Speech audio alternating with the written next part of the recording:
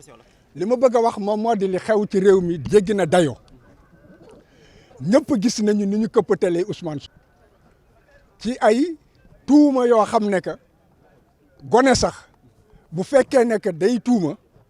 day teg tuuma dina ko sanc dina ko nas te ba koy génnee dina nuru dëgg wante lii dafa di loo xam ne que dafa jéggi dayoo ndax ku mel ni Ousmane Sonko ñu ne que dafa ñëw sàcc portable benn doxandéem boo xam ne xamuñu fu mu jógee xamuñu lu mu doon def buntu këram dégg nga ba pare xamuñu lu tax mu toog foofu naan dafay koy filmer te loolu ci yoon bu dee ci yoon rek lañ nekkoon kooku lañ waroon jàpp ndax amoo droit filmer nit te fekk joxu la autorisation ci kaw loolu lañ ko fi indee gis nañ ne que kenn liggéeyuloon tam xarit la te bu fekkee ne que xëy nañu ci yoon nit ñi dañuy dallu duñu liggéey ñu patam-patame lépp defar lépp ci bés yi nga xam ne que kenn liggéeyul léegi nag boobu ba tey ci li nga xam ne que wax nañ ko avocat yi jottali nañ ma ko ndax ajuma laa fi gëj dégg nga moom moo di que boobu ba tey kenn mënu koo teg bët procureur boofu na ci kawam ci suba si it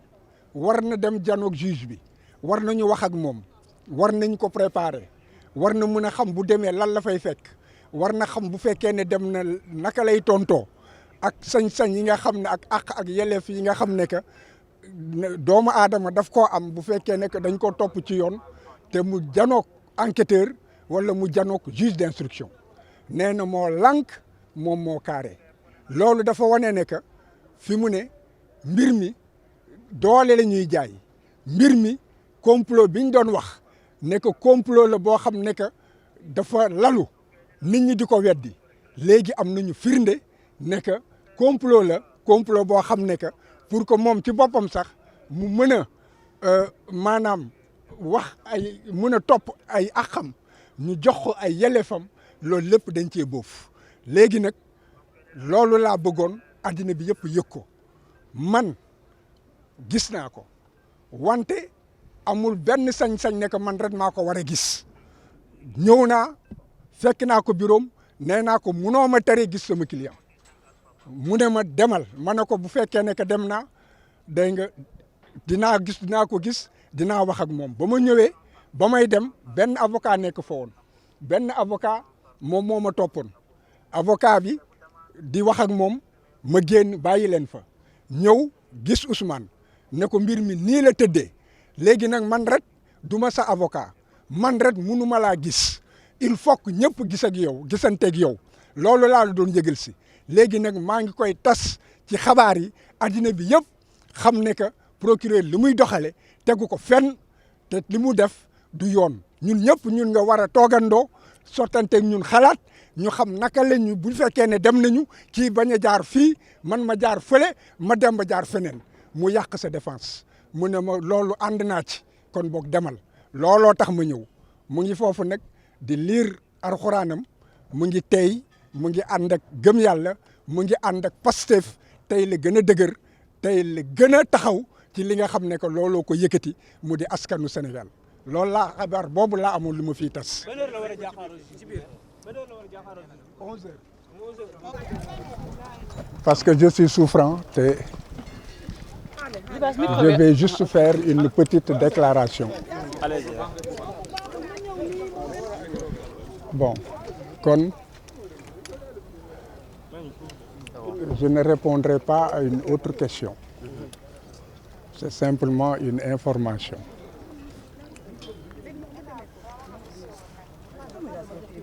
Voilà.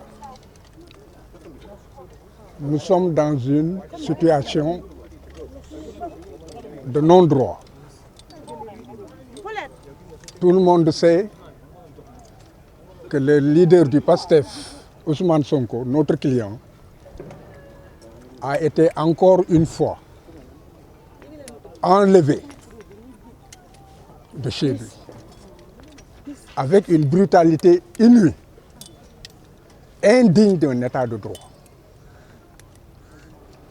Mani Militari, il a été conduit au niveau de la BAG, Brigade des Affaires Générales qui dépend de la DIC. Et curieusement, c'est la sûreté urbaine qui a procédé à son interrogatoire. Sous un prétexte fallacieux de vol d'un minable portable qui appartiendrait à une personne qui ferait partie des forces de défense et de sécurité. Après l'interrogatoire, tout le monde a pu constater que c'est un jour non ouvrable, que toute la procédure a été ficelée.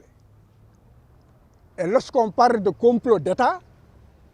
certains ont encore à en dire, à en redire. Et actuellement,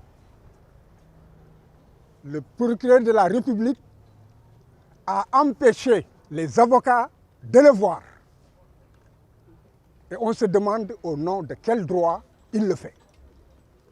J'ai toujours dit que dans ce pays, le problème, c'est le parquet. Et que résolument, il ne peut pas y avoir de réforme fiable et viable si, en fait, les pouvoirs exorbitants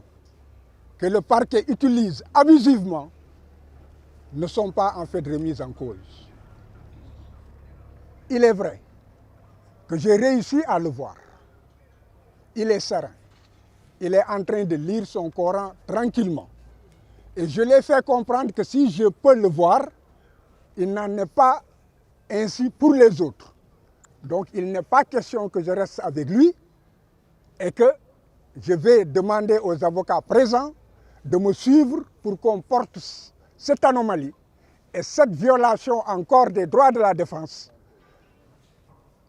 au niveau de l'opinion nationale et de l'opinion internationale. Il est manifestement clair que nous sommes dans une dérive autoritaire et la défense elle-même se trouve dans l'impossibilité de rencontrer son client, de s'entretenir avec son client, de le préparer à l'audition du juge d'instruction, et c'est un scandale. Il faut que l'opinion publique nationale et internationale se fasse une idée. Définitivement, dans ce pays, c'est l'autoritarisme. Dans ce pays, c'est la rupture définitive avec la démocratie et l'état de droit. Et nous sommes venus ici pour faire cette dénonciation afin que nul ne l'ignore. Je vous remercie.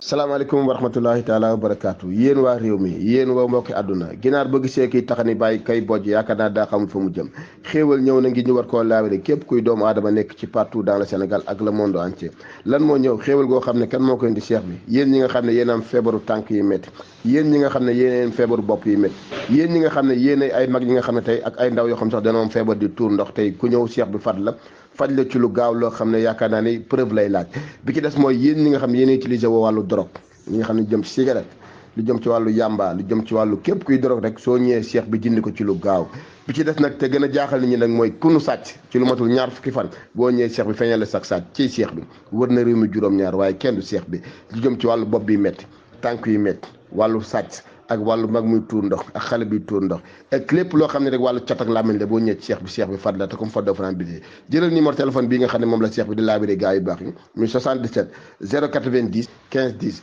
ku fi ñëw cheikh bi fat la te comme doo fanaan bidee toj na Nigéria toj na Banjul toj na le monde entier kenn du cheikh bi bopp bi metti tànk yi metti wàllu cigarette yamba sangara ak lépp li nga xam ne sàcc la ak mag muy tuur ndox ak gone gi tuur ndox boo ñëwee cheikh bi faj la ci lu gaaw kenn du cheikh bi man dem naa seeti cheikh bi jërë ngeen jëf